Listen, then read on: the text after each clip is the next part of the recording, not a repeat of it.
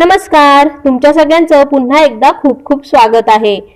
भाविकांना आलेले विविध अनुभव रोज तुमच्या समोर घेऊन येत असते। जर का तुम्हाला हे अनुभव आवडत असतील तर कृपया आपल्या चॅनलला सबस्क्राइब करा, बेल आयकॉन क्लिक करा, ज्यामुळे येणाऱ्या व्हिडिओचे नोटिफिकेशन्स तुम्हाला मिळत राहतील। आणि तुम्हाला तुमचे देखील काही अनुभव शेअर करायचे असतील तर ते तुम्ही मला कॉमेंटद्वारे फेसबुक किंवा इंस्टाग्रामवर लिहून पाठवू शकता। फेसबुक आणि इंस्टाग्रामची आयडी आपल्या प्रत्येक व्हिडिओच्या डिस्क्रिप्शन बॉक्समध्ये दिली आहे। तर चला आजच्या व्हिडिओला आपण सुरुवात करूया।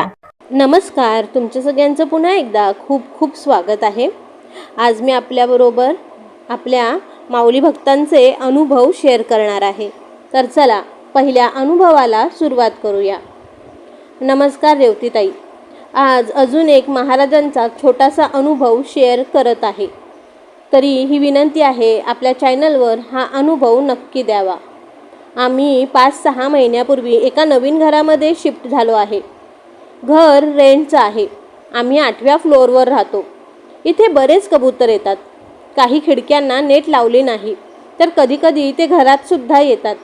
बिल्डिंगच्या बाहेरून खिडक्यांवर किंवा मधल्या पॅसेजमध्ये बरेच कबूतर बसलेले असतात। आमच्या बेडरूममध्ये एक बराच जुना काही वर्षांचा एसीचा पॉइंट आहे। जुन्या पद्धतीने भिंतीचा एक छोटा भाग काढून तिथे एसी फिट करायचा त्या पद्धतीचा। आता तिथला एसी काढून आधी राहणाऱ्या लोकांनी तिथे एक ॲल्युमिनियमची शीट लावली आहे। ती ॲल्युमिनियमची शीट खूपच पातळ आहे। बाहेरच्या बाजूने त्या ठिकाणी कबुतरांना बसायला बरीच जागा आहे।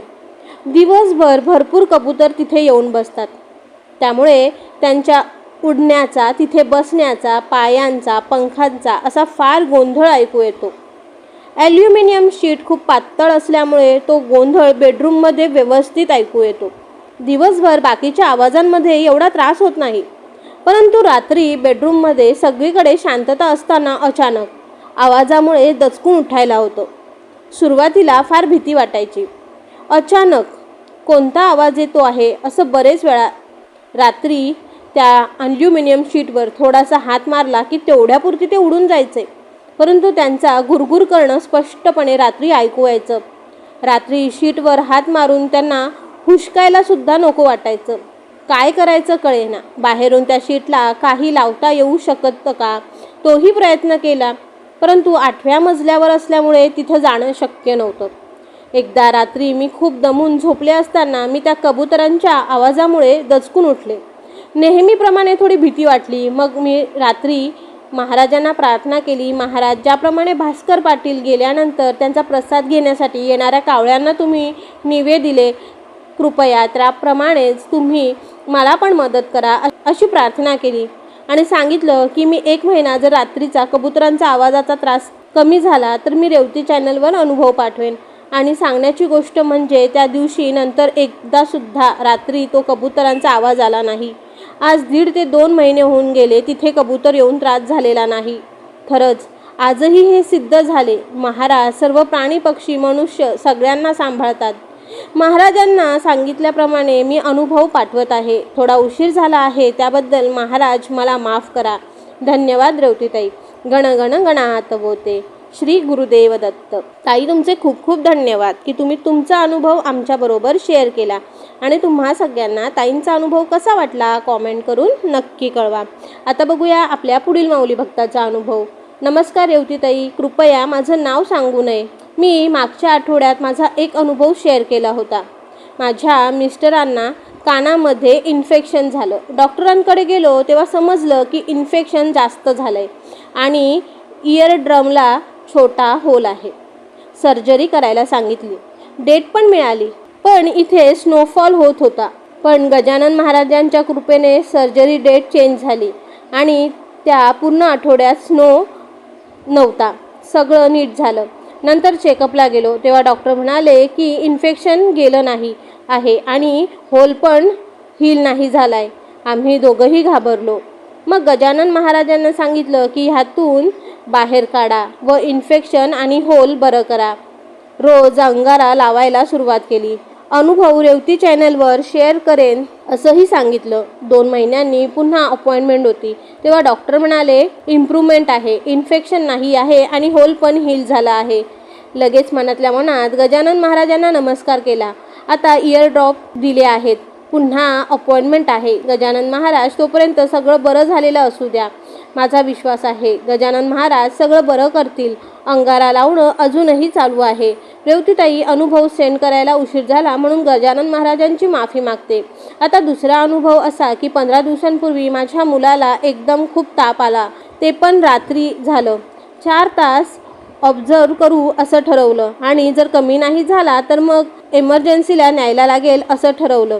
औषधांबरोबर गजानन महाराजांचा अंगारा लावला. ताप कमी होऊन द्या असं गजानन महाराजांना सांगितलं. अंदाजे 3 ते 3.5 तासांनी चेक केलं तर भरपूर घाम आला होता आणि ताप नव्हता. पुन्हा अंगारा लावला आणि गजानन महाराजांना नमस्कार केला आणि झोपलो. सकाळी बघितलं तर ताप नव्हता.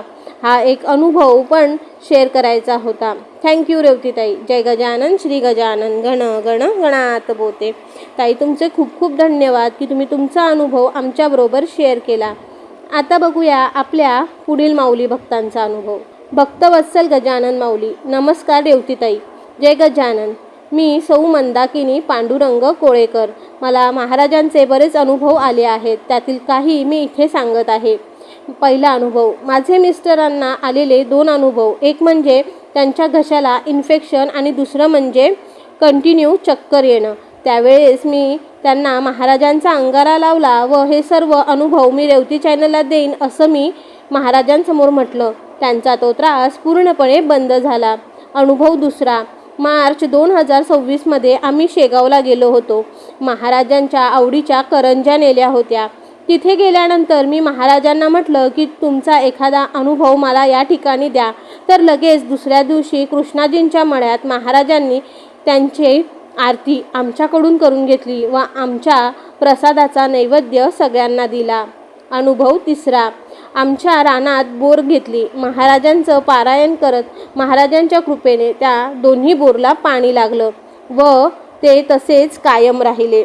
अनुभव चौथा, हा अनुभव माझ्या सूनबाईचा आहे. तिला PCOD होती, त्यामुळे डॉक्टरांनी तिला प्रेग्नन्सी चान्सेस कमी दिले होते. मी महाराजांना म्हटलं की मी तुमचं पारायण करेन व अनुभव रेवती चॅनलला देईन. यामुळे माझ्या सुनेला प्रेग्नन्सी राहिली. बाळाची वाढसुद्धा चांगली आहे व बाळसुद्धा चांगलं आहे. अशीच तुमचा आशीर्वाद माझ्या कुटुंबावर आणि सर्व भक्तांवर राहू द्या. तुम्हाला कोटी कोटी प्रणाम. जय गजानन श्री गजानन गण गण गणात बोते. ताई तुमचे खूप खूप धन्यवाद की तुम्ही तुमचा अनुभव आमच्याबरोबर शेअर केला आणि तुम्हा सगळ्यांना आपल्या आजच्या सर्व माऊली भक्तांचे अनुभव कसे वाटले कॉमेंट करून नक्की कळवा. अनुभव आवडले असतील तर व्हिडिओला लाईक करा, जास्तीत जास्त लोकांबरोबर शेअर करा. आणि आता बघूया आजच्या प्रश्नमंजुषेतील आपला प्रश्न. सदाशिव रंगनाथ वानवळे हे कोणाचे शिष्य होते ते सांगायचं आहे. आणि मागील प्रश्नाचं बरोबर उत्तर आहे अण्णासाहेब पटवर्धन. आणि ज्यांनी बरोबर उत्तर दिली त्यांची नावे आहेत, पहिलं वैभव गोळे, दुसरं किशोर पाटील. तर तुमचे खूप खूप धन्यवाद की तुम्ही आपल्या प्रश्नमंजुषेमध्ये सहभाग घेतला. आणि तुम्ही देखील तुमचे अनुभव आणि प्रश्नमंजुषेचं उत्तर कॉमेंटद्वारे शेअर करू शकता. त्याचबरोबर तुम्ही अनुभव फेसबुक, इंस्टाग्राम आणि जीमेलच्या ID देखील शेअर करू शकता. फेसबुक, इंस्टाग्राम, जीमेलची ID आपल्या प्रत्येक व्हिडिओच्या डिस्क्रिप्शन बॉक्समध्ये दिली आहे. श्री गुरुदेव दत्त. श्री गुरु गजानन माऊली नमहा. गण गण गणात बोते.